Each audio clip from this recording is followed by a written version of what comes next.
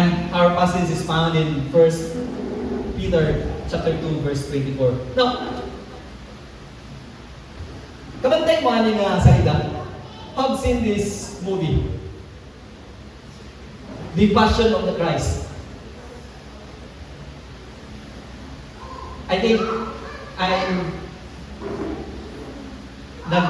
mag-expect ko nga nakita tanik, nakita mata, aning salita. And now, this movie generate controversy, not only to the Christian community but to the world. That according to, especially to the Jews, this is anti-Semitic. That it is against them, tungkol kay sila man ang nagpapatay ng Kristo, di ba? Ang mga Hudiyo. This is against us. Believing nga na. But it's true that it's them, di ba? Sila yun ang nagpapatay kang Kristo dito sa cross sa Kalbaryo. And dili lang tungod ana, but it also generate a controversy nga, palabi ra kanunay kaayo nga salida. Sobra ra.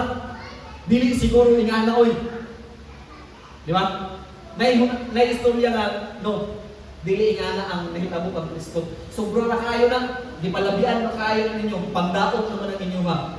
But if you look at Isaiah chapter 52, verse 14, kung tanawon na itong verse, it says that, just as there were many who were appalled at him, his appearance was so disfigured beyond that of any man, and his form marred beyond human likeness. Imagine, maglaro pa man ng tao nga ni. Natawa siya, di ba? But if you look at the description of the death of Jesus Christ, iyang naong dili na mapurma. Dili na kuno sama sa forma sa tao. Na disfigure na gud kuno. Laliman ka ug tan-awon nimo ang account sa gospel kung giun sa siya gibulalan ang iyang ulo, di ba? Unyang inibunal sa iya, manglabdik sa iyang naong ang mga gipangbunal. So, di ay tinuod nga ang sobra ra to katong naa sa katong Passion of the Christ, mas grabe pag iday ang nahitabo kang Kristo.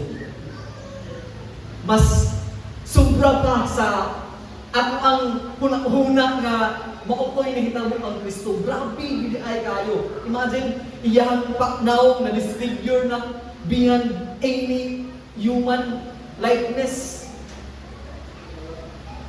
Grabe kayo ang iyang kamatayon.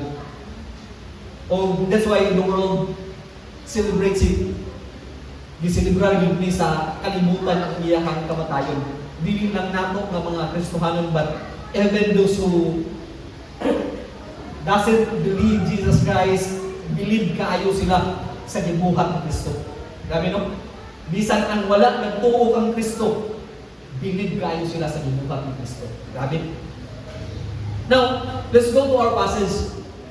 1 Peter chapter 2, verse 24.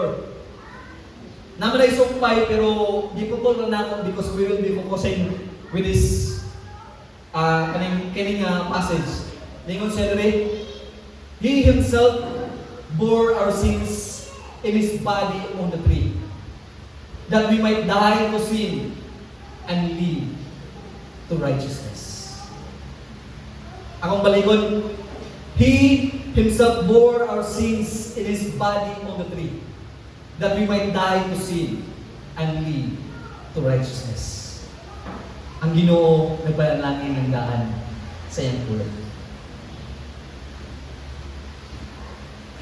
Once, o sa panahon nga pangutan-unta, sa kamatayon ni Kristo, unsa may ato ang makonekta dayon ini. Unsa may ato ika-connect diretso when we talk of the death of Jesus Christ. Unsa may ato ika-connect, unsa may una-unaan dayon nato. Maybe we can think of His love, His great love, right? Maybe we can think of salvation. Of course, it should be connected with salvation. Di pwede nga, dili ni siya makonektal sa kaluwasan o isa-isa ako ang iskutan karon that the death of Jesus is substitutionary. O saan ang substitutionary? Sa mga athlete rin, sa tigduwa o basketball, volleyball, o any group sports na tayo gitawag nga substitute, pulihan, di ba? Saan ko rin kay na-injured ang among kauban, di ba? Saan ko rin kay muragikapoy na ang among kauban, kinahanglan na siyang puli. Now, the death of Jesus Christ is substitute also. Substitute na nato. If you look at the verse nga to ang gitanaw, it says that He Himself bore our sins in His body. Kinsang sala ang gidala niya? Our sins. It's not His sins. Dili ang iyahang sala o iyang gidala dito sa cross sa Kalbaryo. Because He never sinned. Walay sala si Kristo bisan usa. He is an innocent man. I think we are well aware of the account of the death of Jesus Christ, di ba? Aware kayo ta. Unsa may hinungdan yun sa iyahang kamatayon. Dili tungod kay makasasala siya. Dili tungod kay doon na siya nabuhat nga dautan. But ang iyahang kamatayon, substitute ka na tungod sa ato ang mga kasalanan. Right? Substitutionary. Bukasabot ang iyang ginala dito sa cross sa Kalbaryo, ang ato ang mga sala. He bore our sins in His body. Bukasabot, Jesus took the sins of the world and endured the punishment that it deserved. It is us that is deserving for this death. Kita ang deserving sa kamatayon nga nahiuguman ni Kristo dito sa krus sa Kalbaryo. But instead of us, Jesus came to the world and He bore our sins. Gibit-bit niya ang atong mga kasalanan dito sa krus sa Kalbaryo. Serving as a substitute for humanity in the promise of atonement. Mooning naluwas ta ang atong mga utang na bayaran tungod sa atong mga sala, tungod sa iyahang pagpakamatay dito sa krus sa Kalbaryo. And I think, yeah, we know that because that's the primary essence of Christ's death, right? Well, that's not new, Pastor. But, tungod ani nga kamatuoran, tungod ani nga truth, ma-appreciate nato pag-ayo ang iyahang kamatayon. That we will not take it for granted nga he died on the cross. But mas ma-appreciate nato ang iyang kamatayon kung makita nato kung unsa ka bugat, kung unsa ka importante, kung unsa ang sakripisyo nga iyang gibuhat dito sa krus sa Kalbaryo.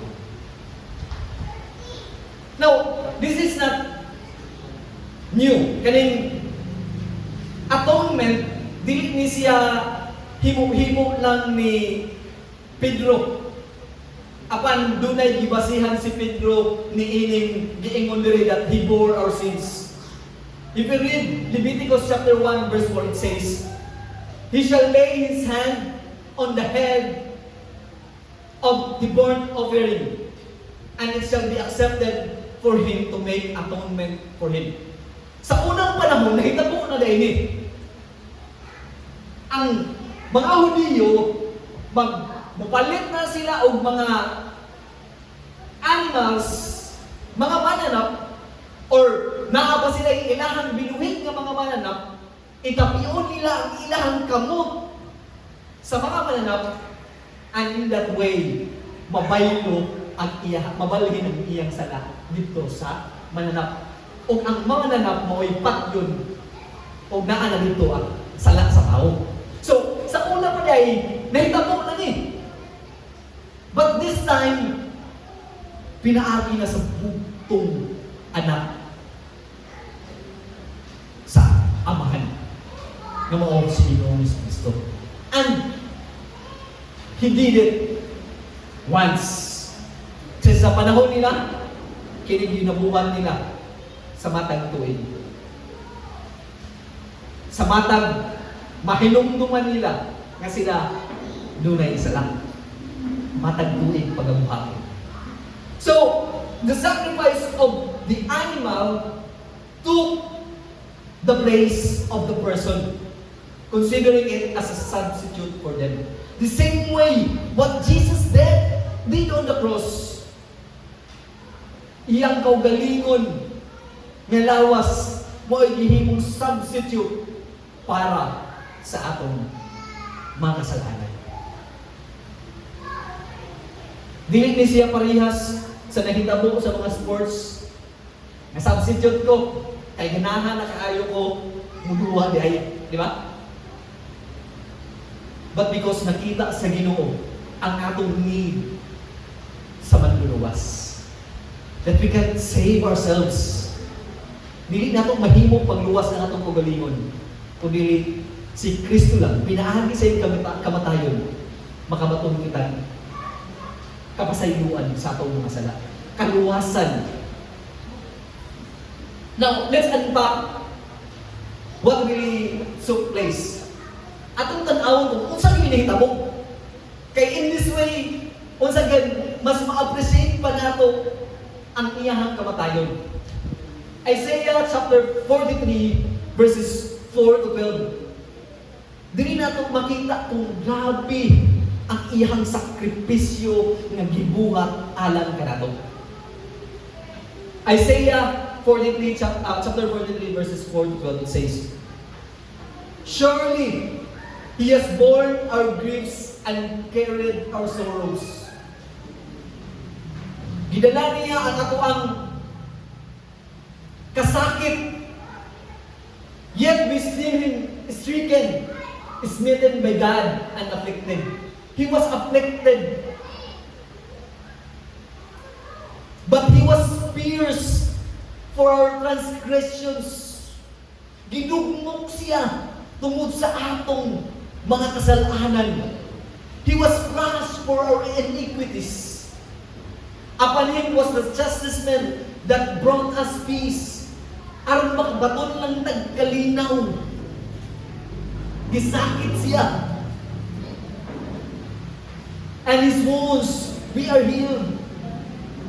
Pinaagi sa iyahang mga samad kita nangaayo. All we like sheep have gone astray. We have torn everyone to his own ways. Imagine this. We have torn our own ways. Wala na itong gibuhat ang pamaagi sa Diyos. But if you look at here, nung sa kanyang gibuhat, and the Lord has led on Him the iniquity of us all. Grabe ang iyang sakripisyo. We did nothing for God. We didn't choose God. Wala na itong ipili ang Diyos. Wala na itong ipili ang maayo. We have torn our own ways. But if you look at here, the Lord has led on Him the iniquity of us all. Ang atong tanang sala, gihatag ngadto ang Kristo. Gidala ni Kristo dito sa cross sa Kalbaryo. Imagine that. Grabe ang sakripisyo ni Kristo. He's supposed to be enjoying His glory in heaven. Right? He's supposed to be at heaven, enjoying His magnificent, enjoying the beauty of the heaven. Di ba? But He came. Niyan siya sa kalibutan and took all our sins. He bore our sins in His body. on the cross. And we should be dapat mubakit taog kanang peti sa atong tugalingon nga He took our sins. It is supposed to be us. Kita unta tong gilansan dito sa cross sa Kalbaryo. But He replaced us. Gikuha niya ang atong mga kasalanan. Continuation of what really happened. He was oppressed. He was afflicted like a lamb that is led to the slaughter. Grabe. This is the description of the death of Jesus Christ. Mura siya og karnero nga gidala dito sa slaughter, gipatay, gigugol ang liog. Na ako lang gi-unpack ang ato aron man ang ato aron man nakita yun kay katong gilansan siya. Ang ato aron nakita katong naana siya sa cross, di ba? But if you read this passage, dili lang day kadto. He's like a lamb being slaughtered. Grabe. Grabe ang description. Kinsay nang aihaw nagmanok. That's the idea. Ingana ang description, the description of how Christ died on the cross. Gislaughter yun siya. Verse 8, by oppression and judgment, He was taken away. And as for His generation, who considered that He was cut out of the land of the living, stricken for the transgression of my people, and He made His grave with the wicked and with the rich man in his death, although He had done no violence. Mali akong ingong kaganina. He is innocent. Wala siya sa'yo. Maybe we can say nga, or dili kayo siguro na itong ma-appreciate kung dapat siya sala, di ba? Of course, deserve. Di ba? Deserve. Niya, kailangan siya sala. But no.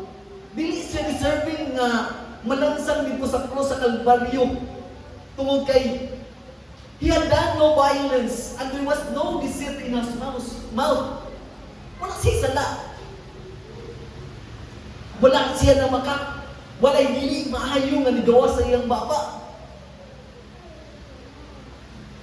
So, mo ni ingon sa Corinthians nga, He became sin. Even though He knew no sin, but He became sin for us. Nahimo yun siyang sala. Just for the wrath of God be satisfied. Mo ni gitawag nato nga propitiation. Aron lang matagbaw ang kapungot sa Dios. Kay dili man matagbaw ang Dios kung kita mo'y ilansang dito sa krus. Dili man matagbaw ang Dios kung pinaagi lang sa mananap ang kaluwasan or ang kapasayloan sa atong mga sala. That's why every year they are doing it. Every year after year, nagbuhat sila nini. Tungod kay dili matagbaw ang Dios nini. But because of the death of Jesus Christ, the wrath of God was satisfied. Siya ang nidupa dito sa krus sa Kalbaryo, that instead of us be punished, He Himself, iyang kaugalingon, iyang isakripisyo dito sa krus sa Kalbaryo. Verse 10, yet it was the will of the Lord to crush Him. He has put Him to grief. When His soul makes an offering for God, He shall see His offspring. He shall prolong His days. The will of the Lord shall prosper in His land. Verse 11, out of the anguish of His soul, He shall see and be satisfied. By his knowledge shall the righteous one, my servant, make many to be accounted righteous. If you look at this, tungod sa iyang kamatayon, gihimo niya ang kadaghanan nga matarong. He made many to be accounted righteous. That's why now we are in Christ, we can declare that we are righteous. Dili tungod kay mga maalitang tao. Dili tungod kay we are good in nature. Dili tungod kay sige na tagsimba. Dili tungod kay nitabang ta sa mga tao. But because of His death, we are now accounted righteous. Nahimo na tang matarong tungod sa iyahang pagpakamatay dito sa krus sa Calvary. Last verse nimo siya, therefore, I will divide him a portion with the many, and he shall divide the spoil with the strong, because he poured out his soul to death, and was numbered with the transgression. Yet, he bore the sins of many, and makes intercession for the transgressions. That's why, there's only one mediator between man and God, which is Jesus Christ. If you look at it, makes intercession for our transgression. There's only one man who is the mediator. One mediator between man and God, which is Jesus Christ. Siya lang ang nahimong tulay alang sa kapasayloan sa atong mga sala. There's no other way we can be forgiven. There's no other way we can be atoned. There's no other way that our sins or our heart can be white as snow. It's only by the death of Jesus. Walang ilahin. Kaya kung mangita ta og lain, then most probably dili nato makita ang atong magalingon as righteous. Tungod kay mahimo lang tang righteous based sa ato ang pasahi pinaagi sa iyang kamatayon. O wala na ilain ba? Now, if you look at the verse, where did He took our sins? Kaganina. He bore our sins in His body on the cross. 1 Peter chapter 2 verse 24.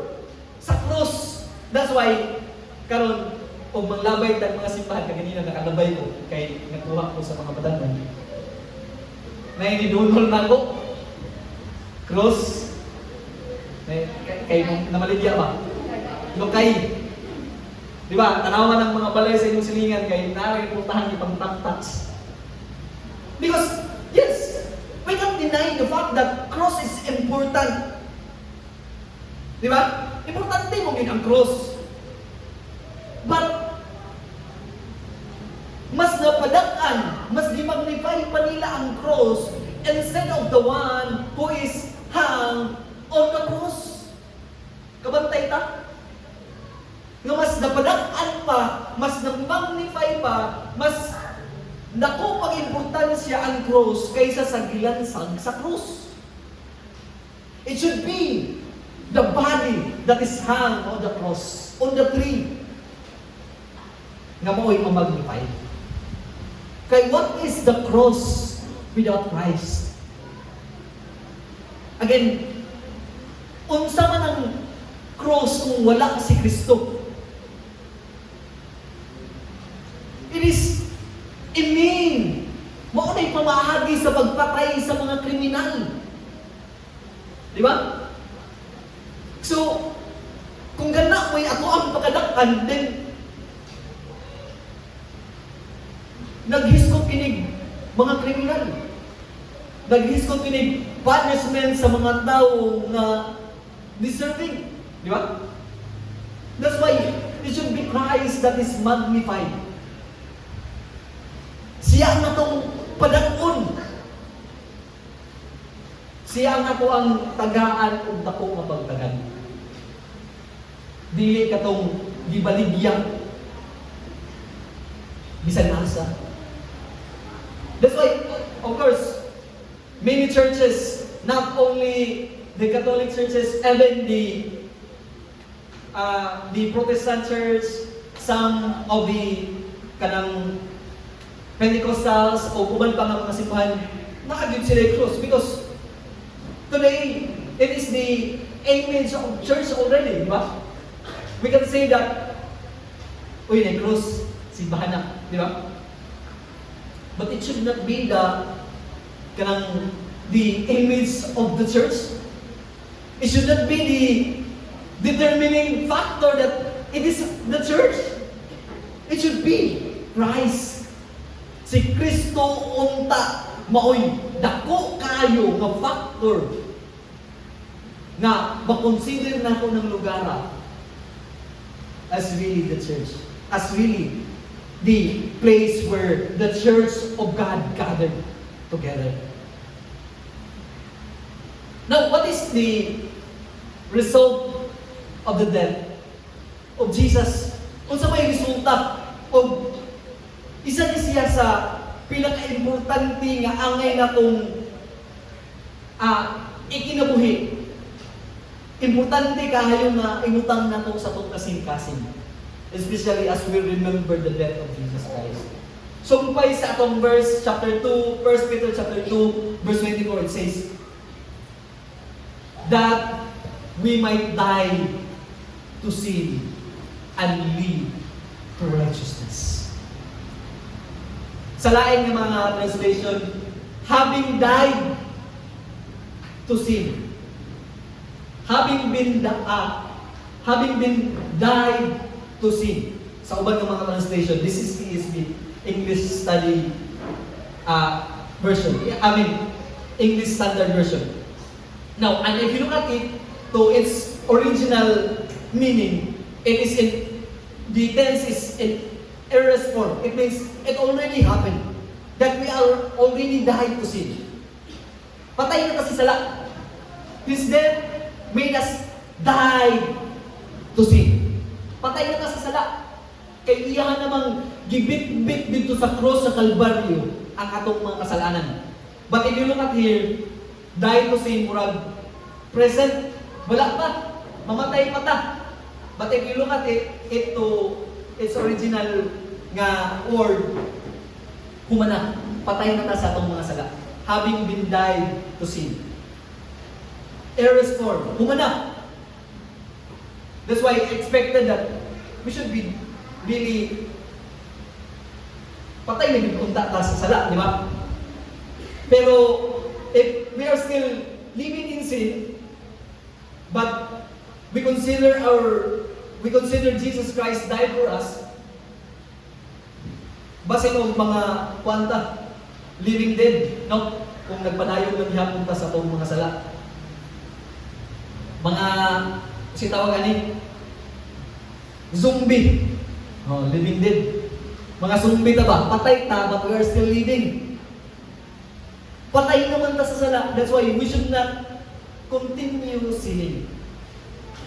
That's why nagsugod sa repentance ang atong kaluwasan tungod kay we should not continue sinning tungod kay patay na ta.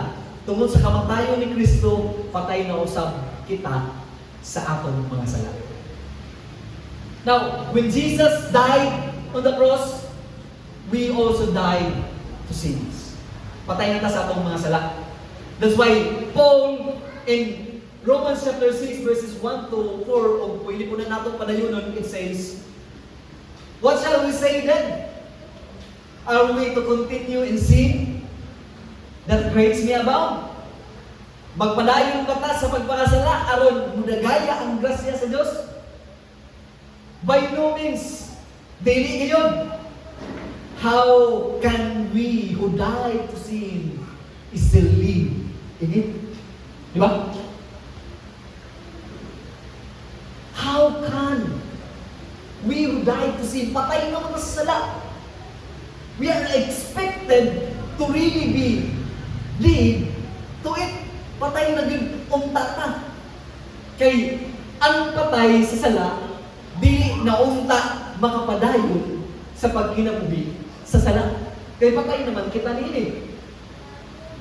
Verse 3, do you not know that all of us who have been baptized into Christ Jesus, this is not baptism of the water, this is our identification in Christ. Okay? But we can take this as a symbol to baptism also of the water. But this talks of our identification in Christ. No, do you not know that all of us who have been baptized into Christ were baptized into His death? Nasayon ba mo nga kitang tanan nga gibautismuhan didto kang Kristo, nabautismuhan na po kita didto sa iyang kamatayon. Mapasabot patay na yun kita sa sala. That's why Paul asked, how can we live in it? Nga nung nakapadayon pa man kita, niinig, nga patay naman unta kita, niinig. Di ba? Verse 4, it says, we are buried therefore with Him by baptism into death, in order that just as Christ was raised from the dead by the glory of the Father, we too might walk in the newness of life. We too might walk in the newness of life. Ang iyang kamatayon, wala nang nagtudlo o kaluwasan nga atong ikinabuhi dito sa langit. Nagtudlo usab kini kaluwasan nga atong ikinabuhi diri sa kalibutan. That salvation is evident through our living. Ang kaluwasan makita sa atong pagkinabuhi nga duna gayoy Kristo sunod ka nato. Kay kung walay kapag-uhan diri ka nato, human nato nadawat, human nato gituuhan ang iyang kamatayon dito sa cross sa Kalbaryo, then walay gahom ang kamatayon ni Kristo niya kanimo. Kaya wala man nakita ang kabaguhan. Di ba? Kaya ang katuyuan sa iyang kamatayon dito sa cross sa Kalbaryo, that we might die to sin and live to righteousness. Namatay kita sa sala o magkinabuhi sa magkaroon. That's why people look at us, ay born again di ka, bantog na kay bukutan ka, di ba? Bantog na kay naakyulahin mo. Pero karon kay kanang dinit na kaayo na natong balunggan nga statement, no? Kay nawala na ang atuang distinction sa kalibutan. Nawala na ang atong kalahian, murag parihas na punta nila. But again, the death of Jesus Christ on the cross tells us it is a call to live in righteousness. As we recall, as we think of the death of Jesus Christ, mukumot unta ni sa atong kasing-kasing nga magkinabuhi kita nga matarong tungod kay mao kini ang katuyuan. Mao kini ang rason sa iyang kamatayon.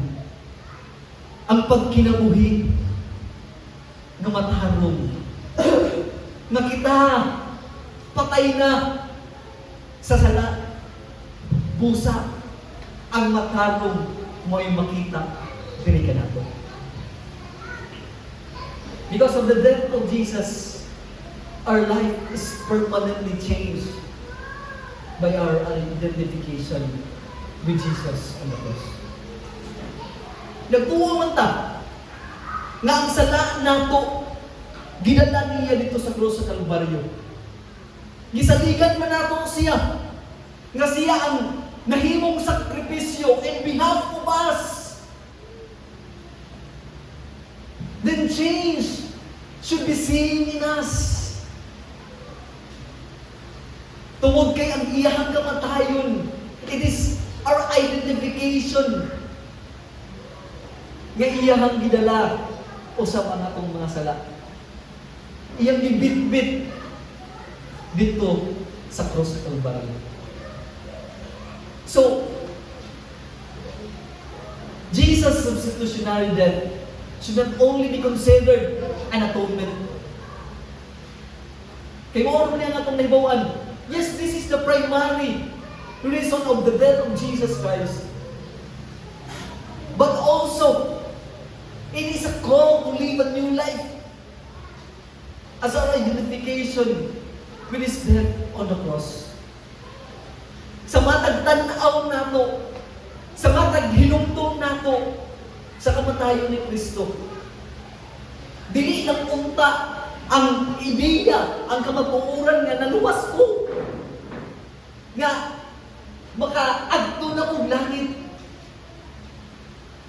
Apan mahinumduman usab nato na nagtawag kini sa pagkinabuhi nga matarong.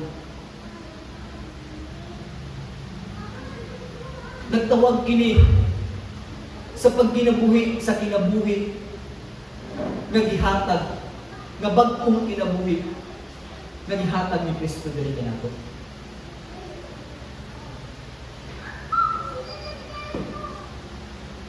Lisod kaayo tawgon tag righteous, but we are not living a righteous life. Lisod kaayo tawgon tag born again. Diba kay we are labeled as born again.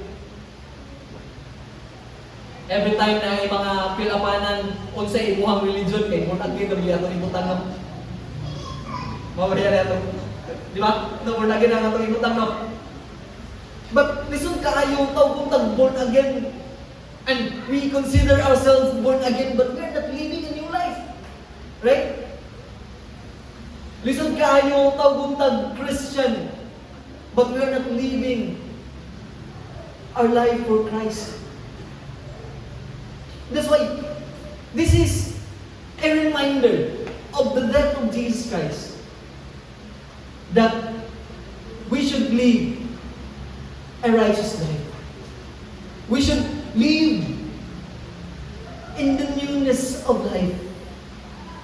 We should live a life for Christ.